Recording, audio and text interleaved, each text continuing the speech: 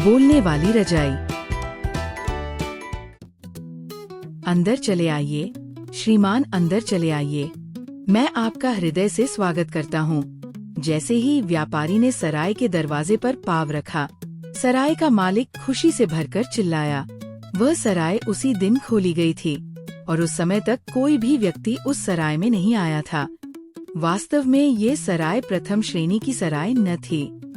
सराय का मालिक बहुत ही निर्धन मनुष्य था।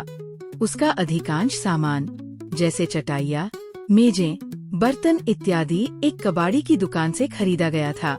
व्यापारी को सराय पसंद आई। अपना मनपसंद भोजन करने के बाद वह बिस्तर पर जा लेटा।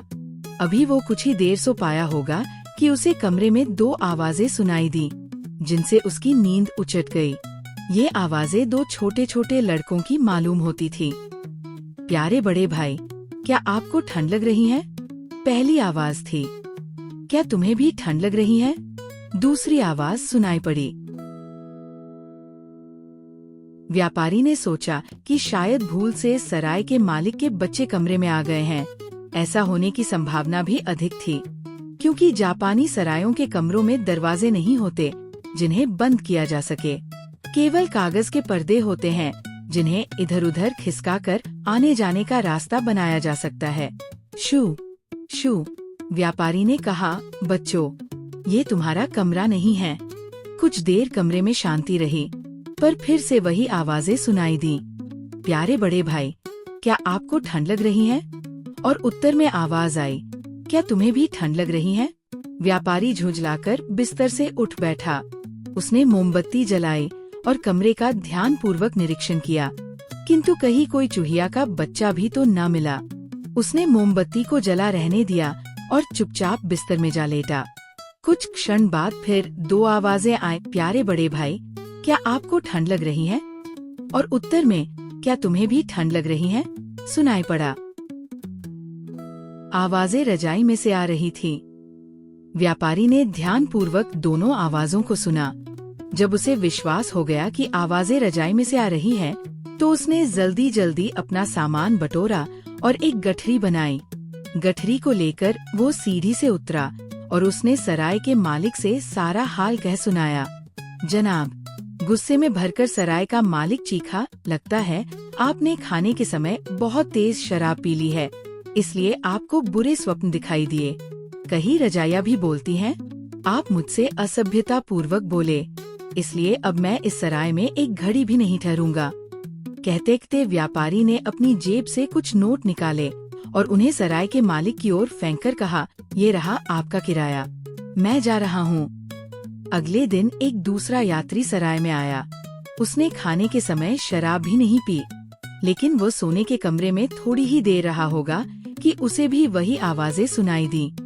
वह भी सीढ़ी से नीचे उतर आया और उसने भी सराय के मालिक से कहा कि इस रजाई में से दो आवाजें आती है। महोदय, सराय का मालिक चिल्लाया, मैंने आपको अधिक आराम पहुंचाने की कोशिश की। इसका बदला आप मुझे ऐसी बेवकूफी भरी कहानी सुनाकर चुकाना चाहते हैं। आप मुझे परेशान करना चाहते हैं। यात्री ने उत्तर दिया, जी नहीं, ये बेवकूफी से भरी कहानी नहीं है। मैं आपसे ये कसम खाकर कहता हूँ कि मैंने रजाई से दो लड़कों की आवाजें सुनी हैं। मैं इस सराय में हरगिज नहीं रहूंगा। जब दूसरा ग्राहक भी नाराज होकर चला गया, तो सराय के मालिक का माथा ठनका। वो ऊपर गया और उसने उसी रजाई को उलटना पलटना शुरू कर दिया। उसे भी रजाई में से दो आवाजें आती सुनाई दी। प्यारे बड़े भाई, क्या आपको ठंड लग रही है? क्या तुम्हें भी ठंड लग रही है? सराय का मालिक उस रजाई को अपने कमरे में ले आया और रात भर उसे ओढ़कर सोया। रात भर दोनों लड़के एक दूसरे से यही प्रश्न करते रहे। अगले दिन सराय का मालिक उस रजाई को लेकर उस कबाड़ी की दुकान पर गया, जहाँ से उसने खरीदा था। उसने कबाड़ी से पूछा, क्या तुम्हें याद है कि ये रजाई तुमने मुझे बेची थी? क्यों, क्या बात है? कबाड़ी ने पूछा। तुमने ये रजाई कहाँ से खरीदी थी? इसके उत्तर में कबाड़ी ने पास की एक दुकान की ओर संकेत किया और बताया कि वह रजाई उस दुकान से खरीदी गई थी। सराय का मालिक उस पास वाली दुकान पर गया, किंतु वहाँ से उसे पता चला कि उसके मालिक ने भी उसे किसी अन्य दुकान से खरीदा था। इस तरह वह कई दुकानों की धूल फांकता हुआ अंत में एक छोटे से मकान के मालिक के पास पहुँचा। उस मकान के मालिक ने ये रजाई अपने एक किराएदार से किराया वसूल करके बेची थी। इस किराएदार के परिवार में केवल 4 सदस्य थे, गरीब माँ बाप और उनके 2 छोटे छोटे बच्चे। पिता की आय बहुत कम थी। एक बार जाड़े के मौसम में ठंड खाकर पिता बीमार पड़ गया। 1 सप्ताह तक भयंकर पीड़ा सहने के बाद वह चल बसा। बच्चों की माँ इस आघात को सहन न कर सकी और उसकी भी मृत्यु हो गई। अब दोनों भाई घर में बिल्कुल अकेले रह गए थे। बड़े की उम्र 8 साल की थी और छोटे की 6 साल।